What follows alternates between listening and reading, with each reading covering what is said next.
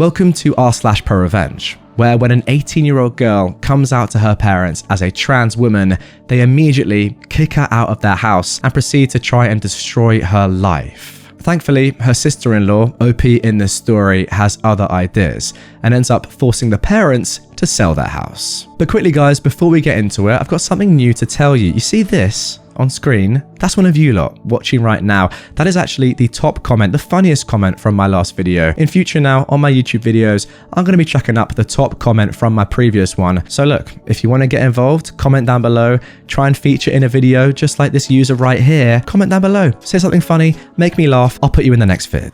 They kicked out my sister-in-law when she came out, so I forced them to sell the same house. My sister-in-law came out as a trans woman when she was 18. My wonderful in-laws kicked her out of the house then and there. They told her to leave the house and threw her out at 8 p.m. with no money or even any documents. And her father took the car keys from her too. She had to walk 8 miles to get to our place. She was crying and we took her in. This is horrible behavior, but my husband and I would have just cut them off if it was all they did.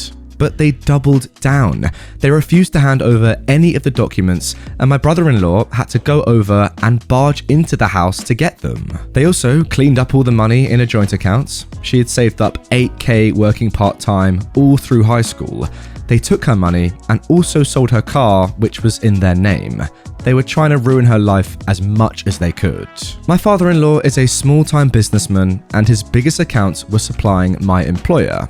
I had helped him get that contract and it was very lucrative for him. My employer was a family business and they treated long-term employees more like family than as employees. So I was talking to my boss about what had happened. He told me that if I could find someone within 5% range of the price my father-in-law offered, they would make the switch. My father-in-law offered us really great rates and he was very good at his job, but he'd screwed up the contract. Even though we always brought for him, we weren't obligated to buy from him, which meant that we could switch suppliers at any time. But he'd got complacent and assumed that we wouldn't switch suppliers. It took me 6 months of painful searching to find another supplier who could replace him and get us great rates. This was not a major part of my duties, and I had to put in way more hours than normal to find this dang supplier. But when I did find them, I waited for a month before informing my boss. See, my in-laws had been planning to do major renovation for a long time, and it involved tearing down a major portion of their house. I waited until the renovation work had truly started before informing my boss. We started to get supplies from the new supplier the next month itself. It crushed his business. It screwed his unit economics and he had to scramble to find new customers.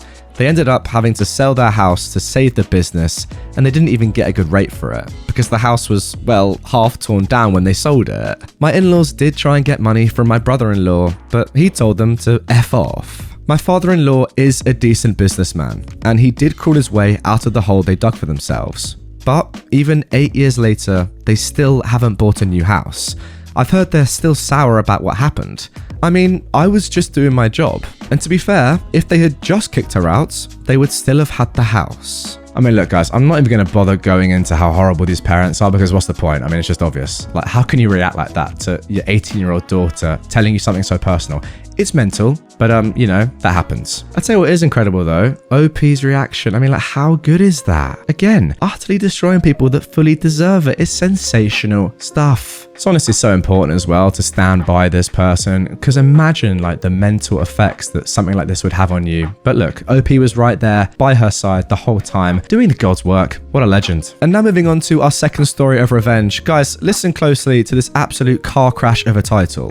When your ex tells you to move out while she's on a work trip, because the guy she cheated on you with is moving in, you get very creative moving out. I did this to an ex who asked me to move out while she was on a work trip and told me she was coming back with her new boyfriend. We were still together when she left. I got these little noisemakers, battery-powered ones the size of a quarter, that emit sounds at just the right volume, that you aren't sure if you really heard it. So quiet that 2 people could be sitting in an average-sized room, and while one can barely hear it, the other wouldn't hear a thing.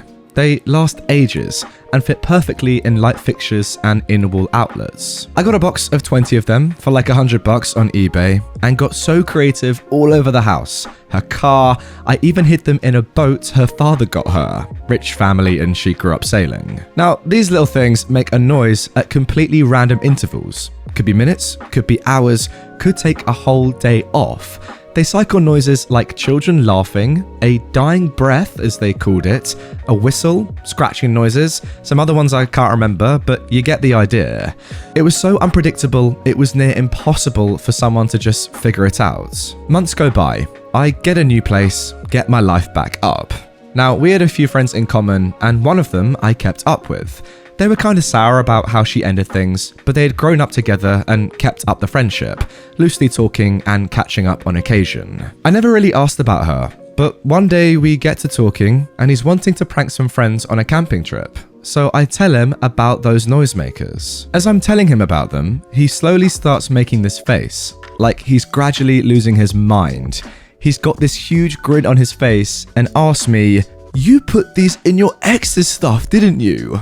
And when I admit, he starts laughing hysterically. Turns out her new boyfriend had only lasted a few months and had left telling her that he couldn't handle whatever was going on with them and their mental states. Turns out for a while they had both heard things, and sometimes only one would hear them, which gave the illusion that something really effed with them was going on in their heads at different times. They couldn't figure it out, and eventually he wanted out completely. And having run down all the crazy list of stuff people who were hearing voices would think, ended it believing he had been infected with some brain worm the government was putting in vaccines or something like that. It was amazing. I hadn't expected to hear anything about it. I rode that train for weeks. When it went away, I got another hit out of that high. She moved out, told her parents she didn't want the house and to give it to her brother or sell it. Wouldn't tell them why. I always tell people who ask about her that I hold no grudge, and I don't tell them the part where I totally screwed with her so bad I overshot the got her backstage and hit the blissful state of satisfied with my work. My wife knows this story by heart because it's her favourite one to tell. Now, after reading this story, I'm gonna be honest, very tempted to have a little look on Amazon and try and buy some of these myself. They sound fantastic, not gonna lie. Okay, so apparently it's actually called an Annoyatron. So there you go, guys. You wanna annoy someone a lot? There it is. And now moving on to our final story of today's episode. This one is nothing short of unbelievable, trust me guys. I was fired for inadvertently stumbling on my boss's malfeasance. I used his obsession with golf and watches to get him fired. This was in the last throes of the analog mid-90s. Fax machines, FedEx, dial-up computing, and voicemail were the most common business tools. I was a young regional sales manager for a major branded consumer product. I covered the grocery class of trade in 11 Western states. My division worked out of Chicago, and I had a home office on the West Coast. I'd made my reputation by typically making my quota and keeping costs within budget. I would get reassigned to struggling markets, and more often than not, I'd usually make my sales number. Nothing too fancy, I just figured where the best opportunities were and concentrated on them. In those days, we had something called Market Development Funds, MDF, or as we called it, Making Days Fun. In the time before such things were deemed illegal, it was money we could literally use for almost anything you could imagine. Wining and dining, sending buyers to the Super Bowl, taking them on market research trips. I once took 6 honchos for a weekend of fishing in Mexico. As long as you had the receipts and your boss knew, except in cases where they specifically asked not to know, we were free to spend money as we saw fit. This was old school Mad Men style slush funds, all tax deductible. Typically, the MDF money was 2% of your total annual gross sales, and was use it or lose it, meaning it had to be spent because it wouldn't roll over. I always had some left over. As a team player, I would let my boss Sasquatch know so he could use it. No big deal. Towards the end of the year, my weekly FedEx pack from the company started including sign-offs for payments to a supplier I had never heard of before. What was weird is they were for a demo company that wasn't one of my regional suppliers. If you've ever been offered a sample or a coupon in a grocery store, that was a demo company. I called the broker, agent in that market, and learned that they had never used the company. or even heard of them. I finally figured out that they were from my boss and that he'd thrown them in with my other sign-offs. I called him and asked if he knew what they were. He said that they should be assigned to my MDF and not to worry about them. Now that was a little unusual, because demos would normally be taken out of other monies or came down from marketing. Whatever, I signed off on them. Hung out to dry. About 3 months later, I was called into HQ for a meeting where I was told I was being transferred to a market that I'd never worked before and that I would be required to relocate. At the time, my wife was pregnant. Read her ProRevenge story in my feed. Wow, both of you, Jesus. And we just started an extensive remodel on our newly purchased house. The company did have some relocation benefits, but it was just too hectic to pull up roots and move to the southeast. I declined the offer and was told that I could then look for another job within the company or receive a severance package. I wound up taking the severance. The truth comes to light. Several months later, one of my ex-co-workers told me that my region had been taken over by one of my ex-boss's past work associates, who he managed to get hired in my spot, and that the region was tanking. Badly. Nothing made sense. Why was I terminated and then replaced by someone who lived in another city and who couldn't do the job? I started to think, in my naivety, that I may have put a target on my back. After some research and digging, which was much harder before the internet, I learned that the demo company, billing the MDF, was based in my ex-boss's previous city and was just a PO box, a telephone, and a DBA registered by the new person in my job. I later found out it was his girlfriend, mistress, so pretty much he was just fraudulently paying his new lover. Unbelievable. I was livid. Like most people, I tend to plan revenge in my head, but never really go through with it. Most of the time, it's a coping mechanism, and not very useful in moving on past being wronged. But this was so egregious, so uncalled for, and so disruptive to my life that I felt I had to get even. My plan evolved to take this guy down. Whatever the time it took, whatever the cost in lives or money, I was gonna get this mofo. I may have been able to rat him out to the company, but they might have dismissed my complaints as coming from a disgruntled ex-employee with an axe to grind. The hook. I decided that I was going to approach, not as a phony recruiter, not just a guy collecting resumes, but as a retained corporate headhunter, someone paid to onboard people for big jobs. I'd spent a year early in my career working for a super exclusive headhunting firm and knew exactly what transpired in the process. My subterfuge required international telexes, phony letterhead, faked English accents, and overseas friends to do my bidding. My ex-boss was obsessed with expensive watches and golf. He played regularly and watched pro golf both on TV and live. He'd incessantly chatter on about both subjects. To bait him, I arranged for him to be approached for an executive position with a major Swiss watch company for a position tied to pro golf sponsorships and other swanky sports, including a shopping list of benefits and perks. The job would require hobnobbing with major sports organizers, flying around the world, first class of course, and basically spending money. It was a job he could only dream of. The setup. In the slow and methodical long con, I strung him along until the time was right to close with an offer.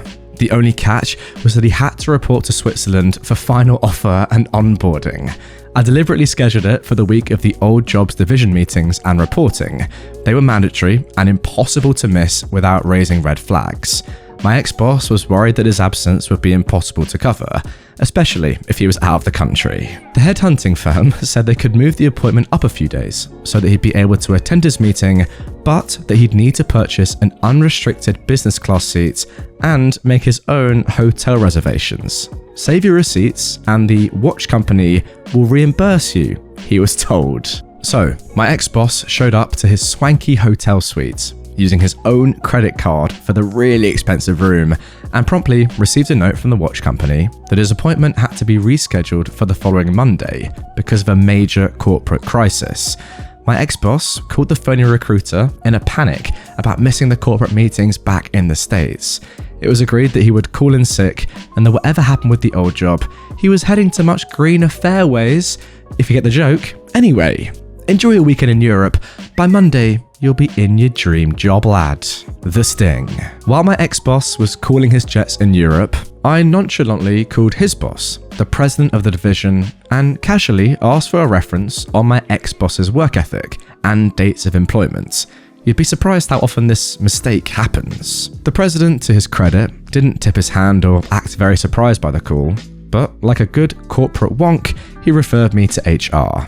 I then let it slip that I knew he was in Europe, finalising his new job, and that he'd already given the company notice. My bad.